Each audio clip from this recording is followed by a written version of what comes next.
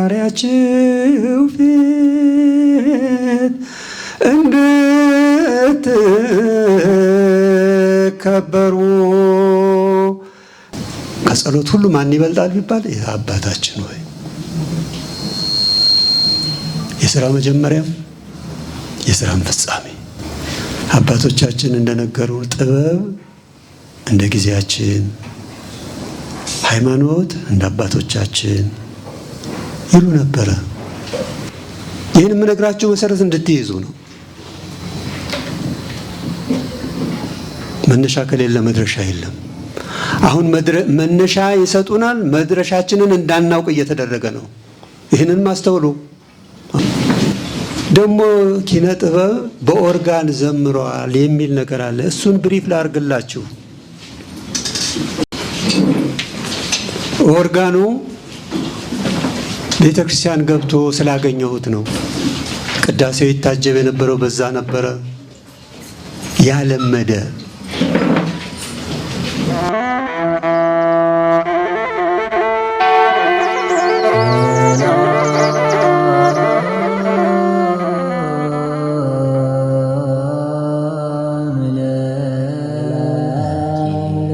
ቅድስት ቤተ ክርስቲያን ምሳሌ ኢየሩሳሌም ሰማያዊ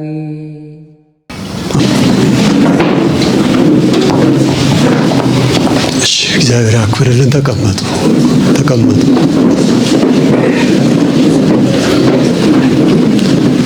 የተነሳችሁት ለእኔ ብቻ አይደለም።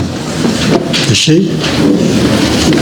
የእኔ አክብሮት ታላቅ ሲመጣ ተነስቶ መቀበል የኢትዮጵያውያን ብቸኛ መለያቸው ነው። ቀላል ነገር እንዳታደርጉ። እሺ በሏ። እኛ እሺ ስንል የሚጠብቀንም አምላካችን ልመናችንን እሺ ይለናል። በስመ አብ ወወልድ ወመንፈስ ቅዱስ አሐዱ አምላክ።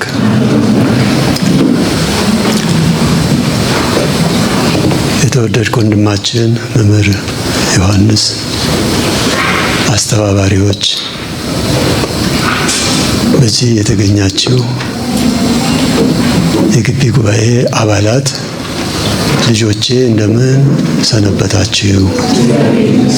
እንደምን ዋላችሁ? እግዚአብሔር አምላካችን በእኛ ፍላጎት በሱ ቅዱስ ፈቃድ ከያለንበት ሰብስቦ ቁጥራችን ብዙ ቢሆንም አባታችን ሆይ ብለን በምንጠራው ከማይጠፋ ዘር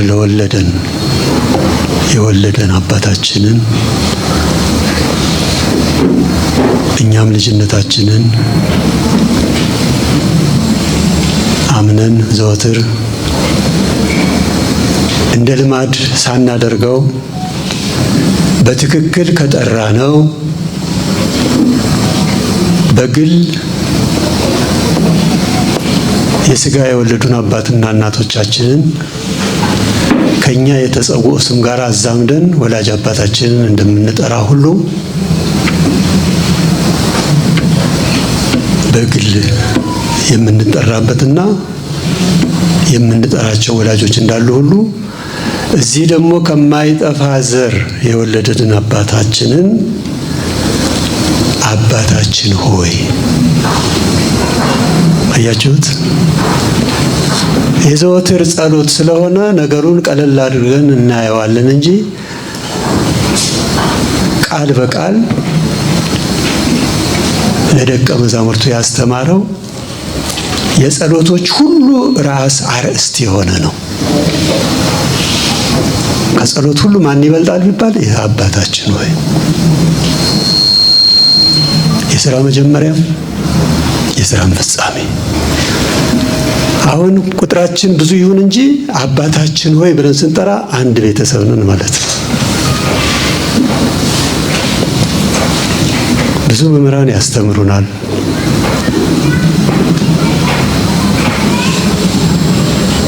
ዓለምም የምታሰማን ድምፅ እንዳለ ሁሉ መምህራንም መንፈሳዊ ቃላት ያስተምሩናል በተለያየ።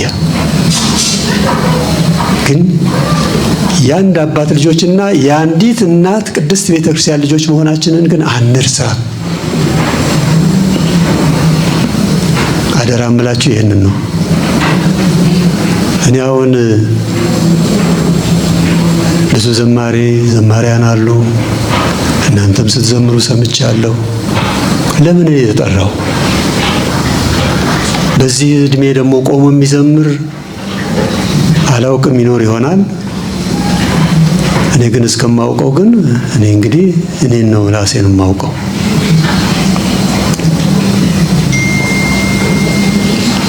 ወንዶች ልጆቼ፣ ሴቶችም ልጆቼ መጀመር ቁልቁለት ነው። መጀመር ቁልቁለት ነው። ቁልቁለት ስንወርድ ድካም አይሰማንም አይደል? አሁን እኔ እዚህ ስወጣ ደረጃውን ስንተኛ ፎቅ ነው የወጣው? ነፍስና አራተኛ። እኔ ግን 10ኛ ፎቅ የወጣሁትን ያህል ነው የተሰማኝ። ትንፋሽ አውጥቼ ነው አሁን የመጣሁት። እና መጨረስ ግን አቀበት ነው።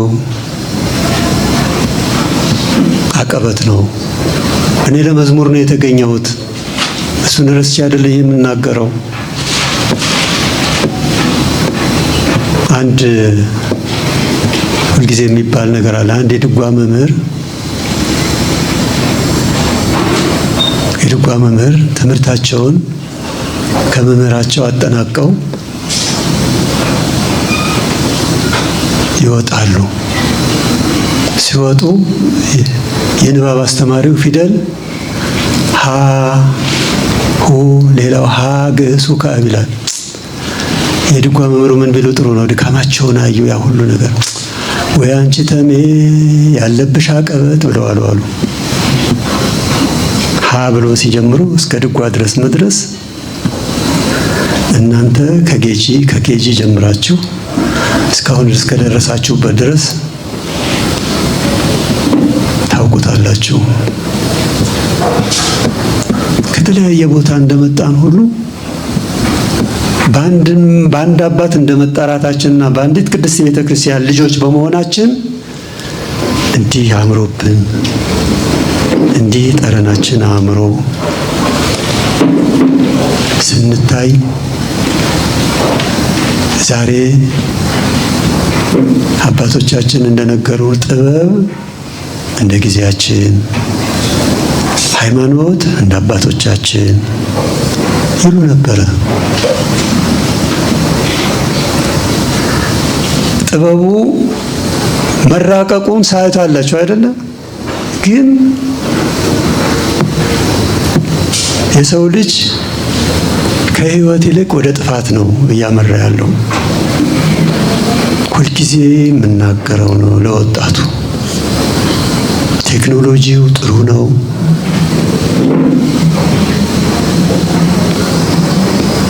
እውቀቱም ጥሩ ነው። ግን በሞባይላችንም በምንጠቀማቸው ቴክኖሎጂ ህይወትም ሞትም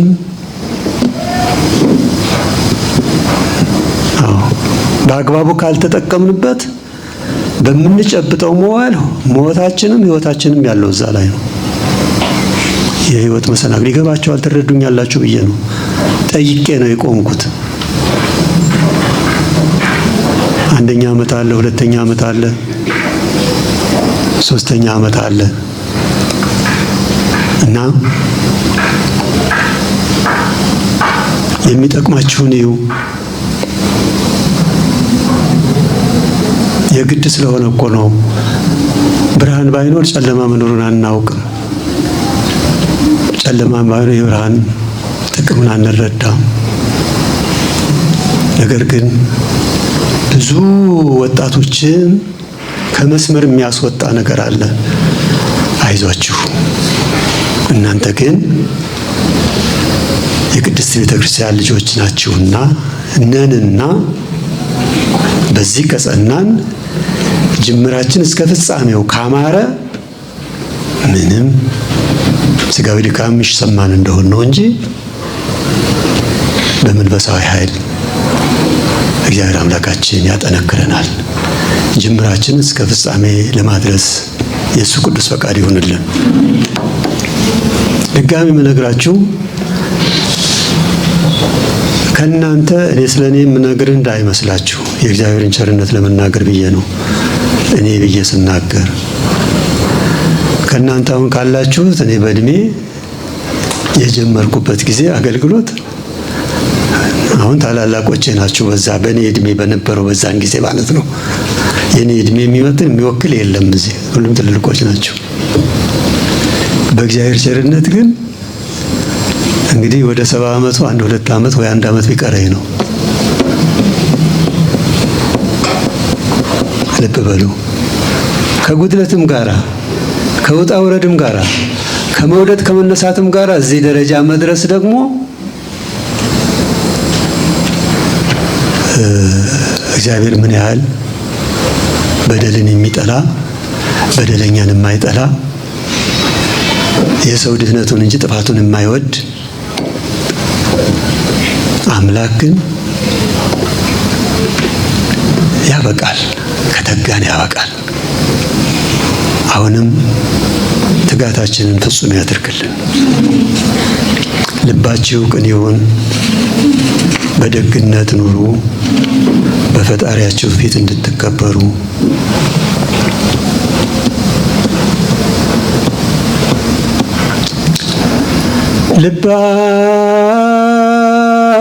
ልባችሁ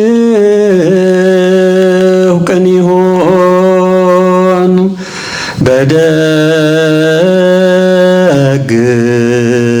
በደግነት ኑሩ። ልባችሁ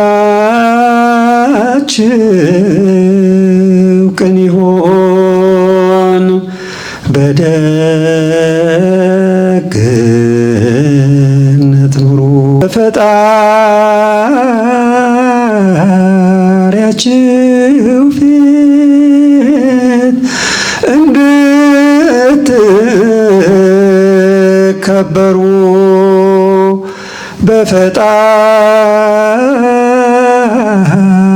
በፈጣሪያችሁ ፊት እንድትከበሩ ክፋት ምቀኝነት ሳይኖር ከልባችሁ ክፋት ምቀኝነት ሳይኖር ከልባችሁ በአፍ ብቻ አይሁን የዋህነታችሁ፣ በአፍ ብቻ አይሁን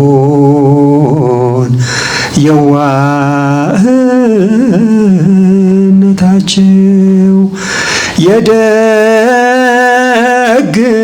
የደግነትን ጥቅም ለማወቅ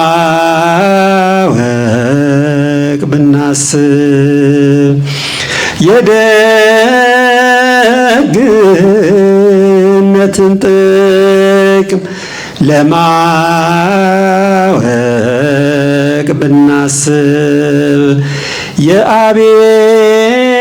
የአቤልን ታሪክ ከኦሪት እናንብብ። የአቤልን ታሪክ ባጭሩ ይህ ነው። ንጹሕ ለንጹሕ በቅን ማቅረቡ ነው። የመዝሙሩን መልእክት አዳመጣችሁት? እንግዲህ የሕይወትም የሞትም መንገድ በእነዚህ ሁለቱ ነው የመጀመሪያው የተበሰረው ማለት ነው። የአዳም የመጀመሪያ ልጁ ማን ነበር? ቃየል ነበር ወይስ ተሳስቻለሁ? ማን ነበር? ቃየል። ተናገሯ ታዲያ። ሁለተኛው ልጁ ማን ነው? ተመልከቱ። አንዱ ወደ ሕይወት፣ አንዱ ወደ ሞት። የዚህ መዝሙር አሁን ይህ መዝሙር እኔ የደረስኩትም አይደለም፣ እኔም ያዜምኩት አይደለም። አሁን እኔ ይሄን ያህል ዕድሜ ያገለገልኩ እላለሁ። ይህንን መዝሙር አሁን አሉ አሜሪካ፣ ግሪክ ነበሩ፣ ወደ አሜሪካ ሄዱ። ርዕሰ ማእምራን በፊት መሪጌታ ውድ ማን ነው? መሪጌታ ብርሃኑ ውድነህ ርዕሰ ማእምራን ናቸው። አሁን ድምጻቸውም ያው ነው። ይህን እንዴት ሰማሁት? ጊዜ እኔ ደክሞኝ ነው የመጣሁት። ይህን ሳልጨርስ ጊዜያችን አጭር ነው ብትሉኝ አላቋርጥም። ለእኔም አገልግሎት መነሻ ስለሆነ ነው የምናገረው። ከ60 ዓመት በፊት ማለት ይቻላል እንደ ዛሬው ቤተክርስቲያን ትናንትም ነበረች፣ ዛሬም አለች፣ ወደፊትም ምስክር ሆና እስከ ዓለም ፍጻሜ ትኖራለች። ይህንን አምናችሁ ተቀበሉ፣ ጸንታችሁ ቁሙባት። በሬዲዮ ይተላለፍ ነበረ፣ በኢትዮጵያ ሬዲዮ ማለት ነው። ቤተክርስቲያን የራሷ ሚዲያ አልነበራትም። በዛን ሰዓት የመንግስት ሬዲዮ ምንድን ነበር የሚያደርገው? ዋሽንት ጠዋት ማለዳ 1 ሰዓት ማለት ነው ዋሽንት ያሰማል። ከዛ በኋላ ቀጥሎ የሚሰማው የቤተ ክርስቲያን የቅዱስ ያሬድ ዜማ ነበረ።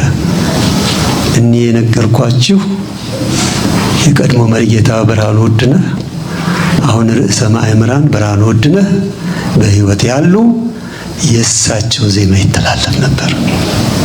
ያ ከተላለፈስ በኋላ ትምህርተ ወንጌል ይሰጥ ነበረ። ትምህርተ ወንጌል ይሰጥ ነበረ ማለዳ ማለት ነው። ትምህርተ ወንጌል ከተሰጠ በኋላ እንደገና በያሬዳዊ ዜማ ትምህርቱ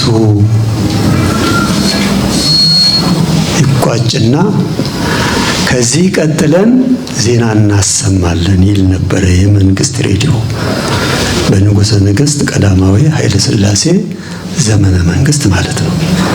ይህንን አስተውሉ። አሁን እኔ ሕፃን ነኝ ገና የንባብ የዳዊት ነበረ የምማረው፣ ግን ምን እንደሆነ አላውቅም። ይመስጠኝ ነበረ። መቼ ነው እንዲሁ ዝም ብሎ ምንም ነገር እኮ አላውቅም። ገና ጥብቆ ዳቁምጣ ሲር መልበሴም አላስታውስም። እና ይህን ስሰማ አደግኩ። ውስጤ ግን ነበረ። በተለይም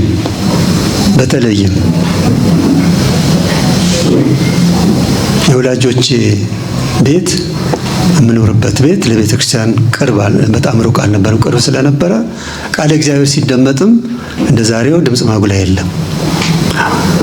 ድምፅ ማጉላይ መኖሩ ጥሩ ነበረ፣ ግን ሰው መረበሻ ግን መሆን የለበትም። ድምፅ ማጉላይ እኮ ከቤተ ክርስቲያን ውስጥ ያሉ ሕዝበ ክርስቲያን አዳራሹ ቤቱ አልችል ብሎ ውጪ ለቆሙት ማሰሚያ እንጂ አካባቢ መረበሻ ግን አይደለም። አሁንም አልቀበለውም። ይሄ መንፈቀ ሌሊት ስለሚጮኸው መሰናክል ነው። ጀመራቸው እንድንባል አንፈልግም። ወይ እንዴት አይነት ስርዓት ያለው ነው! በአግባቡ ቅዳሴው ማንቧረቅ አይደለም። ቴክኖሎጂው ሲሰራ መመጠኛ አለው። የድምፅ ቃናም ስትሰሙት ነው እንጂ ጆሮአችሁን የዶሮ ታምቡራችሁን መስሚያን አይምሮን ይረብሻል። የጆሮም ታምቡር ይቀዳል። እንደናንተ በወጣትነት እድሜ አልፌዋለሁ። እናንተ የነፋስ እድሜ ላይ ናችሁ ያላችሁት። በአግባቡ ስንጠቀም ጥሩ ነው። አሁን ይህን የምነግራችሁ መሰረት እንድትይዙ ነው። መነሻ ከሌለ መድረሻ የለም።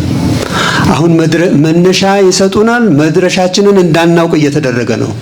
ይህንን ማስተውሉ። መነሻ እንድንገሰግስ ወደፊት ብቻ፣ መድረሻህን ግን እንድታውቅ አይፈለግም። ይህን አስተውለህ ተማር። በአያት የምንጠራው እኮ የስም መሳሳት የስም መመሳሰል ስላለ ነው። ከየት ተነሳ? እንግዲህ እኛ መነሻ ከሌለ መድረሻ የለም። አሁን መነሻችንን እንዲታወቅ አይፈለግም እና መነሻውን ያላውቀው መድረሻ ያስቸግራል። ስለዚህ ያን ሰማን። ከዛ በኋላስ አሁን ኪነ ጥበብ በተለይ ሊቀ መዘምራን የሚለውን እኔ አልተቀበልኩትም። የአባቶችን መጠሪያ እንድንጠራበት ሊቀ ዘማሪያን ቢባል ይሻለኛል። አሁን ደግሞ በኩረ ሁሉም ደግሞ ከታወቁ ከመምህራን ካሉ አባቶች ነው የተሰጠኝ። ግን ያ ቢቀርም ግድ የለም። እኔ ጋሼ ቀረኮ እታለም ቀረኮ ዋዛ መስሏችኋል? እታለም ማለት ልጆቼ እማማ ማለት ማሚ ስንል የሰለጠንን ማሚ ስንል ማን ወደ ሳልስ ስለቀየርን አባባ የሚለውን አባቢ ስንለው የሰለጠን ጥቂት ነገር ነው። መምህራን እኮ ያስተምሯቸዋል። የቅርቡ እየራቀብን ነው። በአፍ መፍቻ ቋንቋችን እየተቸገርን ነው። አሁንም አሳጥረዋለሁ። ደግሞ ኪነ ጥበብ በኦርጋን ዘምረዋል የሚል ነገር አለ። እሱን ብሪፍ ላርግላችሁ።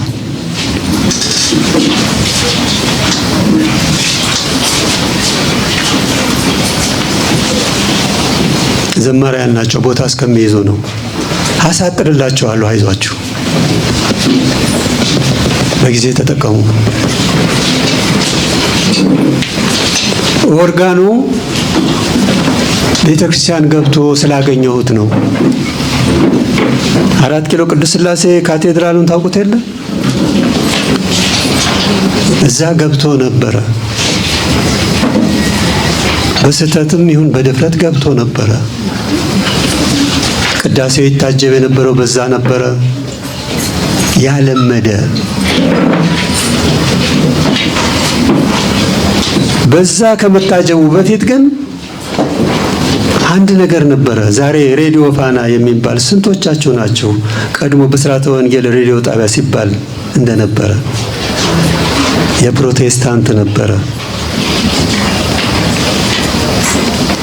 ደርግ ወርሶት ነው። ዓለም አቀፍ ሬዲዮ ጣቢያ ስለነበረው በዛ ይተላለፉ የነበሩት መዝሙሮች ወጣቶችን ከቤተ ክርስቲያን የሚያስኮበልል ነበረ። በዚህ ጊዜ ነበረ መሰረተ የሰማይ ወጠኔ የተጀመረው። አሁንም አደራ የምላችሁ የቤተ ክርስቲያናችን ጠረን የሚገለጥባቸው ግዕዝ ለአራራይ ነው። ከዚህ እንዳንወጣ ጸጋችሁን ለዩ። ሐዋርያው ቅዱስ ጳውሎስ እንደተናገረው የሚያስተምር ማስተማሩ ይትጋ፣ የሚመክርን በምክሩ ይትጋ፣ ሌላው ሁሉ በጸጋው ያገልግል ይጽና ነው። ያለ ጸጋ የፈጠረን አምላክ አይደለምና እግዚአብሔር በጸጋ እንድናገለግል ቅዱስ ፈቃዱ ይሆነልን። አሁንም የምዘምረው የእሳቸውን ነው። የሰው ልጅ ሁልጊዜ እሳቸው ነበሩ የዘመሩት። የመጀመሪያ ልባችሁ ይቆን ይሁን እሳቸው ነው። በሕይወት አለው። አሁንም እሱን ዘምሬ ያበቃለሁ። እግዚአብሔር አምላክ የተሰጠንን ጸጋ ጠብቀን ለአገልግሎት እንድንበቃ ያድርገን። የሰው ልጅ ሁል ጊዜ በጣም ደስ ቢለው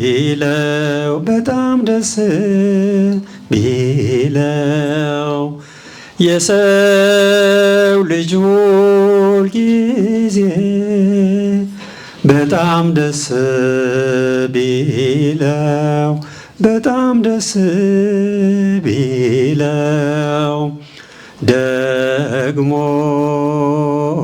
የጭንቁን ቀን ማሰብ ተገቢ ነው።